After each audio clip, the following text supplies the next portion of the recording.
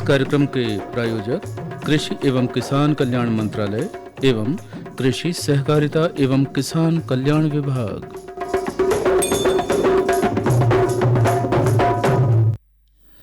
कार्यक्रम किसान वाणी सुन रहे हमारे सभी श्रोताओं का हम तहे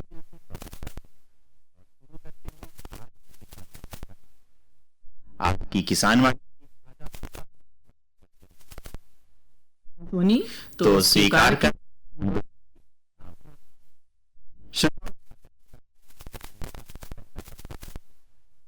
ऐसे में खरीद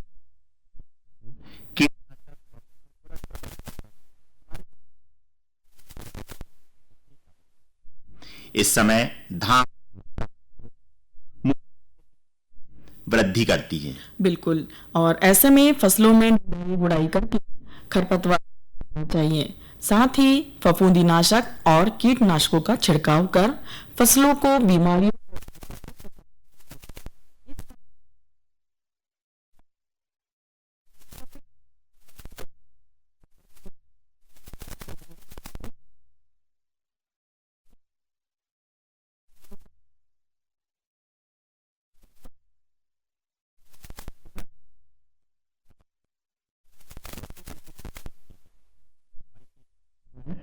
अति उत्तम है। खासकर फूलों की खेती भी इस समय की जा सकती है। बारिश के समय जल भराव ना हो, इस बात का विशेष ध्यान हमारे किसान भाइयों को रखना चाहिए। और मक्के में तना छेदक कीट का खतरा इस समय होता है, इसके लिए उचित कीटनाशकों का उपयोग कर इस पर नियंत्रण करना चाहिए। बिल्कुल, और यह तो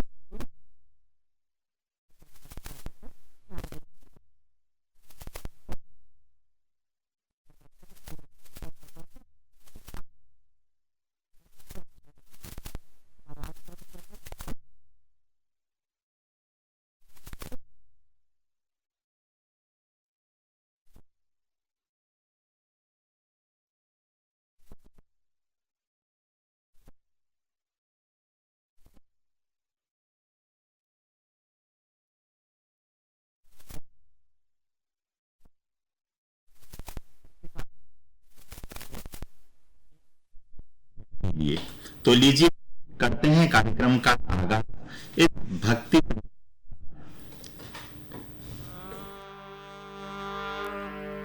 अरे शिव शंकर की सजी बारातें दूलाया जब दिखार, हाँ दूलाया जब दिखार, जो मन और बन हो जाए। हाँ शिव शंकर की सजी बारातें दूलाया जब दिखार, जो मन और बन हो जाए।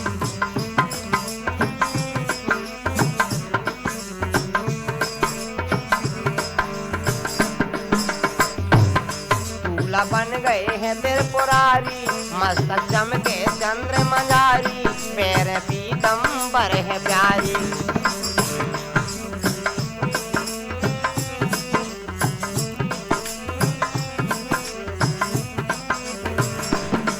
और करिया नांग गले में डाले, हाँ करिया नांग गले में डाले, आंग लटकत जार, हाँ आंगे लटकत जार, जो मन और बन हो जाए। शिव शंकर की सजी बारातें दूलाया जब दिखार, जो मन और बन हो जाए।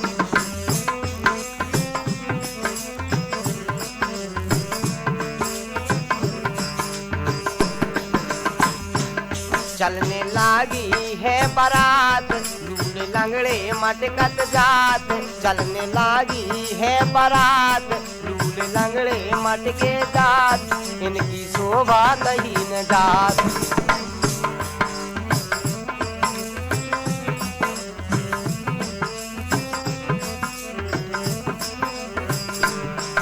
और टूड़ा बैल पे, अरे टूड़ा बैल पे करे सवारी, दाढ़ी मटकत जात, हाँ दाढ़ी मटकत जात, जो मन और बन हो जात।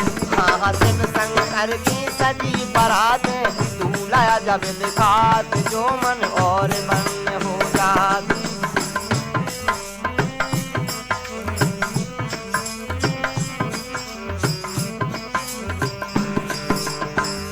बारात सब पहुंच गई दरबार, बारात सब पहुंच गई दरबार।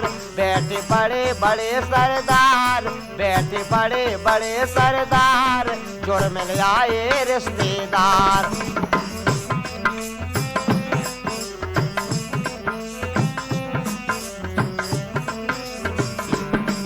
और कह रही सखियां सुन लो गोरा, हाँ कह रही सखियां सुन लो गोरा, दूल्हा नहीं सुहाग, हाँ दूल्हा नहीं सुहाग, जो मन और बन हो जात। हाँ शिव शंकर की सजी बरातें, दूल्हा जब दिखात, जो मन और बन हो जात।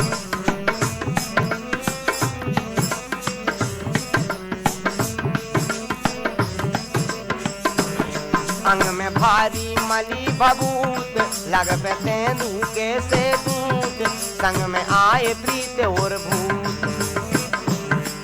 और बिच्छू ततैयन के कुंडल, बिच्छू और ततैयन के कुंडल, डमरू बाजत जात, हाँ डमरू बाजत जात, जो मन और बन हो जात। हाँ शिव शंकर की सजी बरातें, दूल्हा जब दिखात, जो मन और बन हो जात।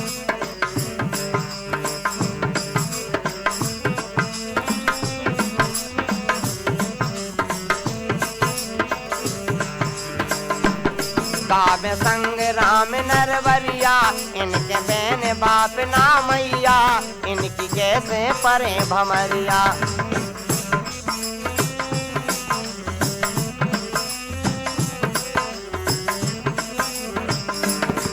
और नर नारी सब पूरे नगर के मन ही मन सुख चात, जो मन और बन हो जात।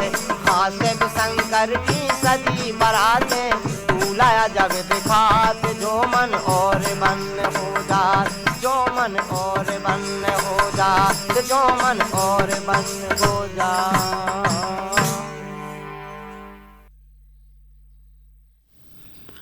किसान भाइयों, अभी आप सुन रहे थे कल्याण सिंह नरवरिया की आवाज़ में लोक संगीत। और आइए अब हम जुड़ते हैं हमारी आज की बात से।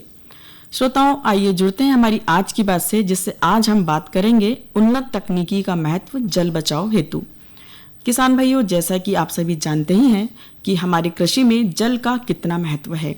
जल के महत्व को ध्यान में रखते हुए ही हमारे वैज्ञानिकों ने जल को बचाने के लिए कई तरह की सिंचाई की उन्नत तकनीक का उपयोग किया है। जी हाँ किसान भाइयों, परंपरागत सिंचाई विधियों के उपयोग से प्रति इकाई कि हमारे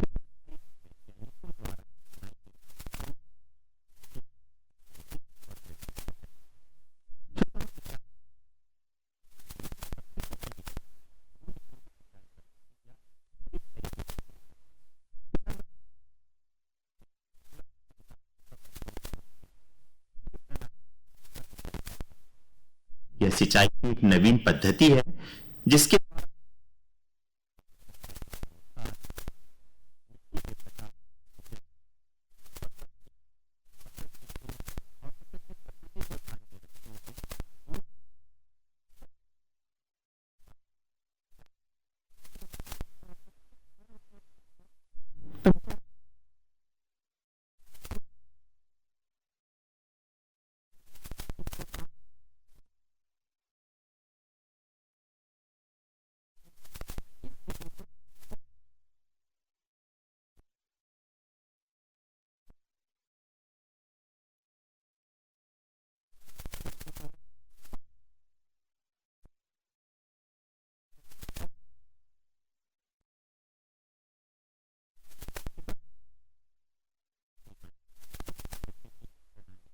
स्थापित करने के लिए प्रारंभिक ड्रिप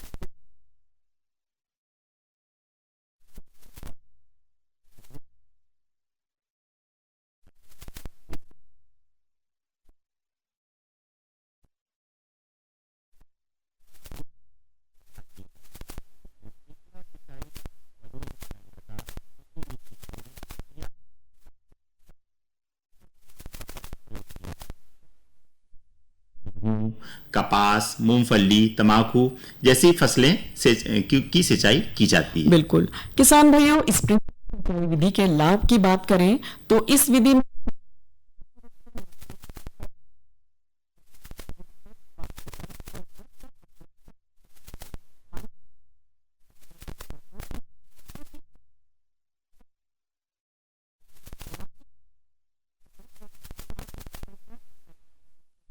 स्वचालित किया जा सकता है, जिससे किसानों को अधिक श्रम करने की आवश्यकता नहीं पड़ती है। और यह विधि विभिन्न प्रकार की मिट्टी पर उपयोग की जा सकती है, जैसे रेतीली मिट्टी, चिकनी मिट्टी, दोमट मिट्टी। विशेष रूप से उन क्षेत्रों में जहां भूमि में जल धारण क्षमता कम होती है, यह पद्धति ज्यादा प्रभावित होती है।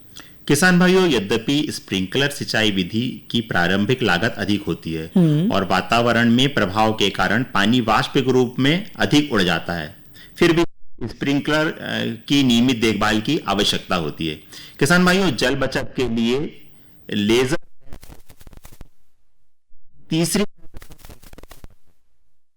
इस विधि में आधुनिक खेती में ट्रैक्टर व भारी भरकम कृषि मशीनों का उपयोग के कारण खेत में समतलता और मेड़ सुरक्षित नहीं रही, जिससे वर्षा का जो जल है उसका जो अधिकांश भाग वर्षा वो बह जाता है।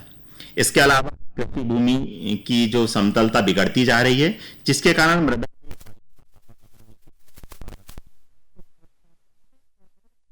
का विकास भी ठीक से नहीं हो पाता है। इस प्रकार की समस्याओं के निवारण के लिए आधुनिक कृषि यंत्र लेजर लैंड लेबर के उपयोग से खेतों को पूर्णतः समतल किया जाता है, जिससे भूमि के ढलान का सही होता है और जल प्रवाह का वितरण बेहतर हो जाता है। इस पद्धति में पानी की बचत होती है, भूमि की उर्वरता क्षमता बढ़ती है, उत्पादकता बढ़ती है और जल का समान वितरण भी हो जाता है। किसान भाइयों, निष्कर्षतः हम यह कह सकते हैं कि लेजर लैंड लेवलर एक अत्यंत ही प्रभावी और आधुनिक पद्धति है, जो न केवल जल की बचत करती है बल्कि खेतों में उपज में भी सुधार करती है। और यह तकनीक किसानों को जल संकट से बचने और अत्यधिक उत्पादन करने में मदद देती है। जल के सीमित स्रोत को ध्यान में रखते हुए यह पद्धति कृषि में सेंसिबिलिटी को बढ़ावा देती है। तो सपना बहन, इसके साथ ही हमारी आज की बात को हम यहीं देते हैं विराम। किसान भाइयों, आज के मेहमान क्रम में आज हमारे साथ हैं श्यामल राव जी, जिनसे आज हम बात करेंगे सर्पदंश से बचाव व सावधानियां विषय पर। श्यामल राव जी, आपका बहुत बहुत स्वागत है हमारे आज की इस किसान वाणी की चौपाल में।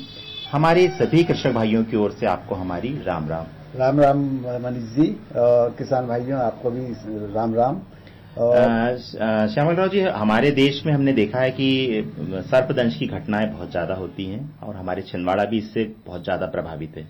हमारे किसान भाई जब खेतों पे काम करते हैं तो इस तरह की घटनाओं का उनको सामना करना ही पड़ता है। तो हमारे सबसे पहला सवाल मन में यही आता है कि हमारे देश में कितने प्रकार के सांप या हमारे छिंदवाड़ा जिले में कितने प्रकार के सांप पाए जाते हैं? पहले तो मैं किसान भाइयों को ये बताना चाहता हूं कि ये जो सर्पदंश की जो घटना है, और छिंदवाड़ा एक ग्रामीण अंचल का क्षेत्र है, किसानों का क्षेत्र है, और किसान भाइयों के लिए बहुत महत्वपूर्ण चीज हो जाती है कि जो सांप दंशों की संख्या जो है, दुर्घटना के जो केसेस होते हैं उससे भी उसके बाद का जो नंबर लगता है वो सांपों का काटना। और खास तौर से किसान भाइयों के ग्रामीण क्षेत्र में जो निदाई के रूप में काम करते हैं, खेतों में काम करते हैं, मेलों में जैसे कोई भी काम करते हैं, मजदूरी, तो वो ये घटनाएं आए दिन होती रहती है।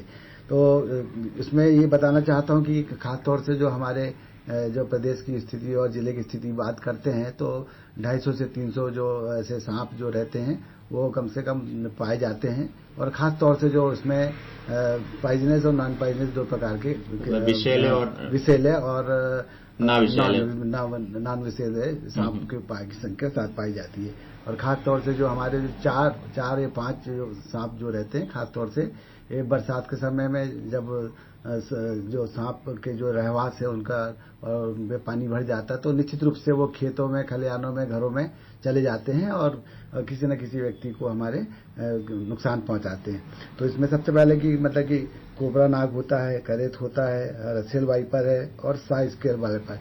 साई स्केल वाइपर तो हमारे क्षेत्र में नहीं है, पर बरसात के समय में खास तौर से एक नया सांपों को देखा गया है, जिसमें एक पिट वाइपर करके है, जो खास तौर से हरे झाड़ों में रहते हैं। और किसान भाई जब हमारे ग्रामीण क्षेत्र में यदि किसी हरे झाड़ों में वृक्ष काटने जाते हैं, डगालियां काटने जाते हैं, या निदाई करने जाते हैं, तो खास तौर से ये इनके रंग भी जो रहता है वो पिट वाइपर का जो हरा रंग का होता है, और जो दिखता ही नहीं है, पता भी नहीं चलता है, कंफ्यूज करता है। और वही मतलब इस धाक में बैठा रहता है वो पिट वाइपर कि लोगों को, मेरे को कोई देख नहीं रहा है और मैं उनको किसी भी तरह से लपक के उसको नुकसान पहुंचाता है। तो हमारे किसान भाइयों से भी हम आग्रह करेंगे कि खास तौर से बरसात के समय में ऐसे हरे पेड़ों को जो घने रहते हैं वहां पे किसी डालियों को ना काटे, सतर्कता बरते, ऐसा हम लोग मानते हैं।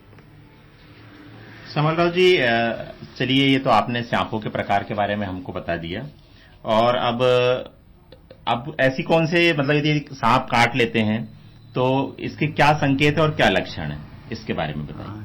इसमें तो ये समझना चाहिए किसान भाइयों को कि खास तौर से ये जो सर्प होते हैं ये विष का प्रभाव शरीर में छोड़ देते हैं जब काटता है। तो ये हमको समझना चाहिए कि हमारे शरीर की मांसपेशियां का टूटना, गुर्दे का विफलता होना, पक्षघात होना, आंतरिक रक्तस्राव, ऐसे जो हमारे का प्रभाव पड़ता है। तो इसमें खास तौर से जब इस प्रकार की यदि किसी सर्प दस्त की यदि घटना घटती है तो उनके लक्षणों को देखना पड़ता है। तो सबसे पहले कि यदि किसी ने अगर सांप जो होता है कि जहरीले और नॉन पॉइजनस जो रहते हैं, वो उस सांपों की पहचान को करना बहुत जरूरी, क्योंकि सर्प दस्त देता है लेकिन हमको पता नहीं चलता कि वो विषैले सांप ने किया है, जहरीला है या बिना जहरीले सांप है, वो हमें पता नहीं चलता। क्योंकि उसमें जब यदि किसी प्रकार का हमारे किसान भाइयों को, यदि किसी व्यक्ति को यदि सांप काटता है तो हमें इस बात का सबसे पहले लक्षणों का पता लगाना चाहिए कि वो उसका आकार क्या था। यदि वो यू शेप का है, इसका मतलब कि वो जहरीला नहीं है। यदि अगर गहरे 2 दांत के यदि घाव यदि दिखते हैं तो इसका मतलब है कि वो जहरीला है। इतनी समझ हो जाने से आदमी जो है कि हमें उपचार कराने में बहुत आसानी हो जाती है। और क्योंकि जब ये काटते हैं तो जो हमारे जहरीले सांप होता है तो समझ में आ जाता है कि सांस लेने में तकलीफ हो जाती है, पसीना आ जाता है और रक्तस्राव हो जाता है, मांसपेशियां कमजोर होना चालू हो जाती है और वहां पे सूजन दिखने लगता है। तो ये लक्षण बहुत जरूरी हो जाता है। और यदि हमको ऐसे लक्षण दिखते हैं तो तुरंत अपने को अस्पताल की तरफ बिल्कुल जाना चाहिए और इन चीजों में खास तौर से झाड़ फूक ना करें, ऐसा हम किसान भाइयों को आग्रह करते हैं। श्यामल राव जी, ये सबसे पहले तो ये अगर किसी भी व्यक्ति को या किसी किसान भाई को सांप काटता है तो उसे सबसे पहले क्या करना चाहिए? सबसे पहले तो यह है कि पहले रोगी को आश्वस्त करें, है ना। क्योंकि खास तौर से जब देखते हैं कि यदि कोई घटना घटती है, सर्प दस्त हो जाता है, तो वहां पे देखने वालों की संख्या ज्यादा, मरीज घबरा जाता है। इस स्थिति में वहां पे ऐसा साथी होना चाहिए, उसको आश्वस्त करे कि किसी प्रकार की कोई तकलीफ नहीं है। यदि उसको मोरल सपोर्ट करता है, कुछ नहीं होगा, ये होगा, हम अस्पताल जाएंगे, ठीक हो जाएंगे, ये आश्वस्त करने वाला सबसे बड़ा प्राथमिक चिकित्सा यही कहलाती है सबसे पहले, है ना। और सबसे ये है कि यदि किसी को सर्प काटता तो ये हमारा आश्वस्त करने वाला हमारा साथी है, तो ये बताना चाहिए कि वो शरीर को हिलाए ना, क्योंकि जितना शरीर यदि मूवमेंट करता है तो हमारा जो शरीर का ब्लड सर्कुलेशन बढ़ेगा और हमारे को नुकसान, शरीर में नुकसान पहुंचा सकता है। तो उस समय यदि कपड़े टाइट होंगे तो उसको भी अपने को ढीले करने की आवश्यकता पड़ती है ना। यदि वो घाव यदि दिखता है तो हमको, आप देखते हैं कि लोग काट देते हैं या किसी प्रकार का और अंत उपचार करते हैं, वो नहीं करना चाहिए। सावधानी अपने को रखना है और तुरंत अस्पताल ले जाए, क्योंकि खास तौर से, है ना। और ये सब रोगी का उपचार करने के, ये प्राथमिक चिकित्सा करने के पहले हमें 108 सेवा का पूरा लाभ लेना चाहिए। क्योंकि जब तक हम घर में, जब तक 108 सेवा आती है, वाहन की उपलब्धता नहीं रहती है, तो कम से कम प्राथमिक चिकित्सा के साथ साथ हमको 108 सेवा देंगे तो निश्चित रूप से वो अस्पताल ले जाने में उसकी जान बचा सकती है। और सबसे पहले ये भी ध्यान देना चाहिए कि सांप काटता है तो वो समय नोट करें। जो व्यक्ति घर में रहता है, किसान के खेत में रह रहा है, अपने देखा है, तो उसको हमें खास तौर से समय का ध्यान रखना चाहिए कि कितने बजे काटा है, क्योंकि वो 1 घंटे का ही बहुत जो महत्वपूर्ण जो चीज होती है जिसमें जान को जोखिम से बचाया जा सकता है। किसान भाइयों, हम आपको ये बता देना चाहते हैं कि किसी प्रकार का ये सब दस्ता है तो क्या करें और क्या ना करें, ये 2 चीज महत्वपूर्ण हो जाती है। और हम ग्रामीण अंचल में रहने वाले किसान भाई खास तौर से झाड़ फूक पे विश्वास करते हैं, तो वो हमें नहीं करना है।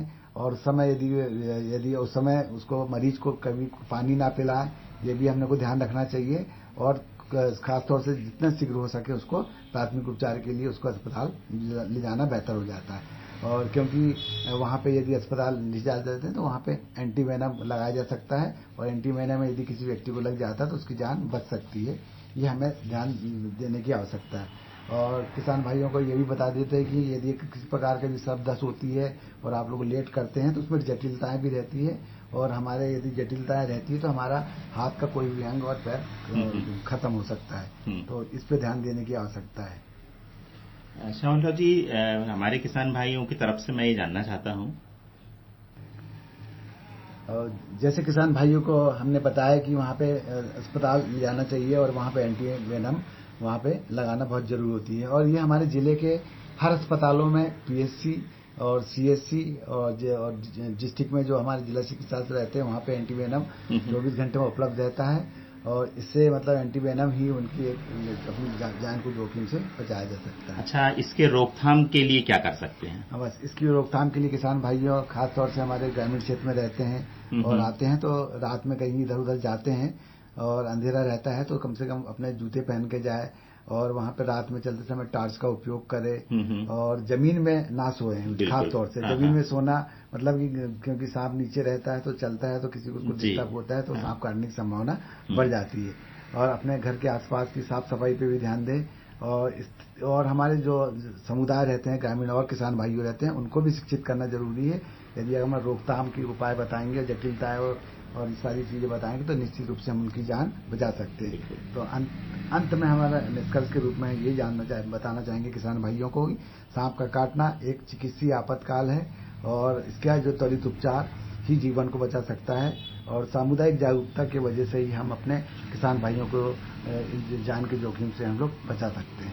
धन्यवाद। श्यामल राव जी, आपने आज हमारे किसान भाइयों को बहुत ही महत्वपूर्ण जानकारी दी।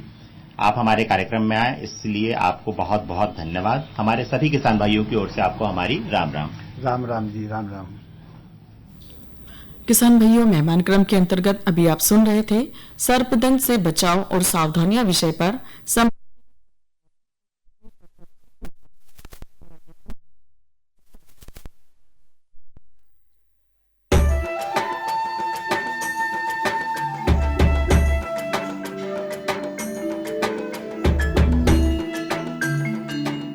ये जो हरे भरे पेड़ और उन पर लगे गुच्छेदार फल दिखाई दे रहे हैं, ये वास्तव में हमारे किसान भाइयों के आर्थिक और सामाजिक जीवन में सुख समृद्धि के रंग भरने की क्षमता रखते हैं। ऑयल पाम की खेती से किसान सामान्य फसलों की तुलना में कम लागत एवं मेहनत से अधिक आय प्राप्त कर सकते हैं। इसके माध्यम से किसान खाद्य तेलों का उत्पादन बढ़ाकर देश के विकास में अपनी भागीदारी सुनिश्चित कर सकते हैं। लेकिन ये सब कैसे संभव है, आज इसी के बारे में बताएंगे अपने किसानों को। ऑयल पाम एक बहुमुखी तेल है जिसके कई अलग अलग गुण और कार्य हैं जो इसे बेहद उपयोगी और व्यापक रूप से इस्तेमाल किया जाने वाला बनाते हैं।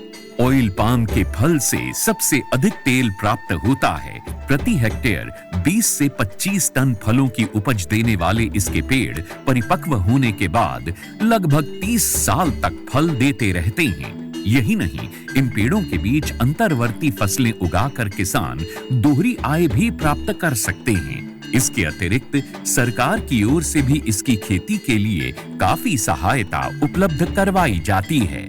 भारत सरकार की ओर से 2021-22 में खाद्य तेलों पर राष्ट्रीय खाद्य तेल मिशन, तेल palm national mission on edible oils, oil palm NMEO-OP की शुरुआत की गई। इसके अंतर्गत किसानों को ऑयल पाम की पौध सामग्री, अंतर्वर्ती खेती एवं रखरखाव, ड्रिप सिंचाई, डीजल, बिजली, सोलर पंप सेट, बोरवेल, फल कटाई उपकरणों एवं पुराने पौधों की पुनः रोपाई के लिए सब्सिडी प्रदान की जाती है। इस मिशन के अंतर्गत किसानों को 1 से 5 लाख तक की राशि प्रति हेक्टेयर की वित्तीय सहायता उपलब्ध कराई जाती है।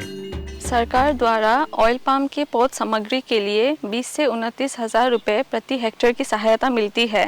इसके अलावा भी सरकार पहले 4 साल तक 42 हज़ार रुपये प्रति हेक्टेयर की सहायता अंतर्वर्ती फसल एवं रखरखाव के लिए भी मुहैया कराती है। इस मिशन के अंतर्गत ड्रिप सिंचाई के लिए 30 हज़ार रुपये प्रति हेक्टेयर की सहायता अतिरिक्त दिया जाता है। साथ ही किसानों के लिए फसल कटाई मशीन और ट्रैक्टर ट्रॉली की खरीद के लिए भी सहायता का प्रावधान है। कुछ किसानों के मन में ये शंका है कि ऑयल पाम के पेड़ों की सिंचाई के लिए अधिक मात्रा में पानी की आवश्यकता होती है। ये पर्यावरण के लिए ठीक नहीं है। कुछ ये भी कहते हैं कि ये धरती के उपजाऊपन के लिए भी हानिकारक हैं। किंतु जिन किसानों को ऑयल पाम की खेती से आज लाखों रुपए की वार्षिक आय प्राप्त हो रही है, उनका कहना है कि ये सारे संचय निराधार हैं। ऑयल पाम का खेती में दान और गन्ने से कम पानी लगता है। इसमें गवर्नमेंट का तरफ से ड्रिप सिंचाई के लिए पैसा भी दिया जाता है। मैंने 2015-16 से ऑयल पाम की खेती की है और इससे पर्यावरण को कुछ नुकसान है ही नहीं। और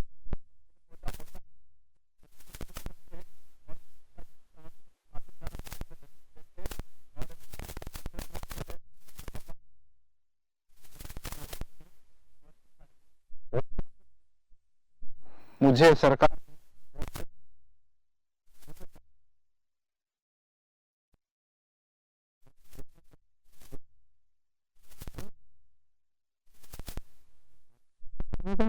कंपनी उठा के लिए जाते हैं। ऑयल पाम के लिए सरकार उत्पादों की तत्काल खरीद करती है। साथ ही सरकार घोषित करती है ताकि यदि भाव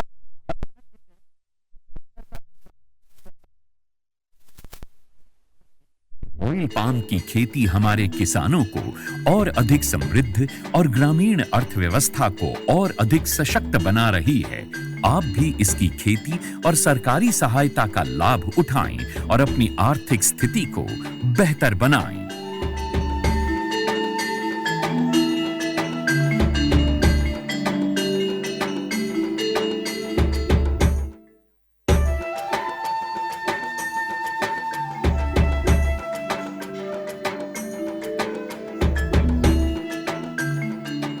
मैंने 2015-16 से ऑयल पाम की खेती की है और इससे पर्यावरण को कुछ नुकसान है ही नहीं। और इनका जो पेड़ पौधा होता है, इनका दूध से हम काफी सारा जमीन में नमी लेते हैं और इनके अंदर इंटरक्रॉप जो है, जो कपास लेते हैं और अच्छा रहता है। ऑयल पाम का खेती में दान और गन्ने से कम पानी लगता है। इसमें गवर्नमेंट का तरफ से ड्रिप सिंचाई के लिए पैसा भी दिया जाता है। ऑयल पाम को खेती के लिए मुझे सरकार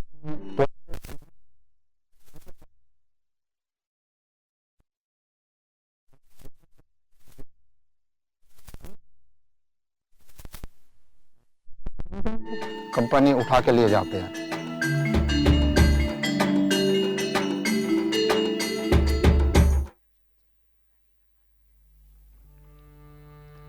मनमोहन छयल रसिया से हमारे नैना रजिगे कल नाही। मनमोहन छयल रसिया से हमारे नैना रजिगे कल नाही। अरे नैना रजिगे कल नाही। अरे नैना रजिगे कल नाही।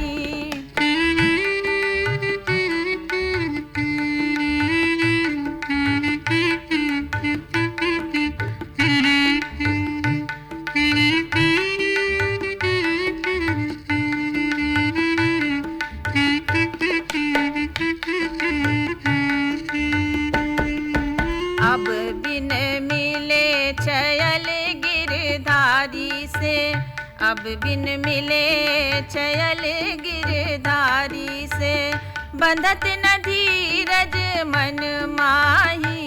सखी बंधत न धीरज मन माही। अरे नैना रजिगे कल नाही। मनमोहन छयल रसिया से हमारे नैना रजिगे कल नाही।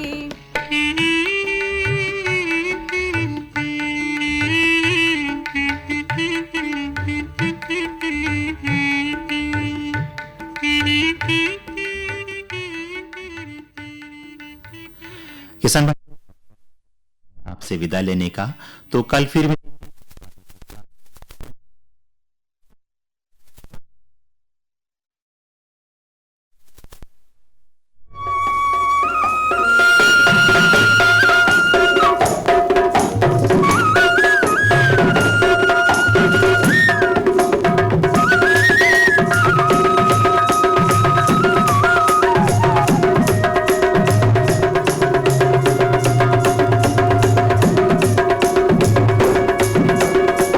इस कार्यक्रम के प्रायोजक कृषि एवं किसान कल्याण मंत्रालय एवं कृषि सहकारिता एवं किसान कल्याण विभाग।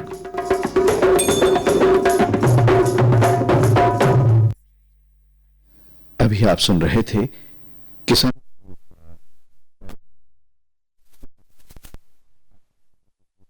केंद्र है FM 102.2 मेगाहर्ट्ज पर।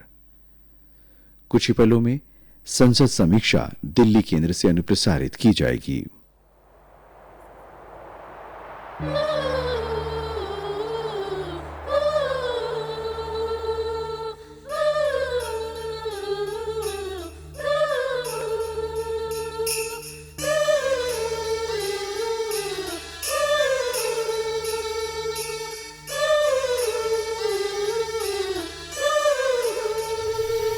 ये आकाशवाणी है। अब आप विशाल शर्मा से संसद में आज हुई कार्यवाही की समीक्षा सुनिए। पहले लोकसभा। लेखक हैं पीटीआई भाषा के अनवारुल हक। बिहार में जारी मतदाता सूची के विशेष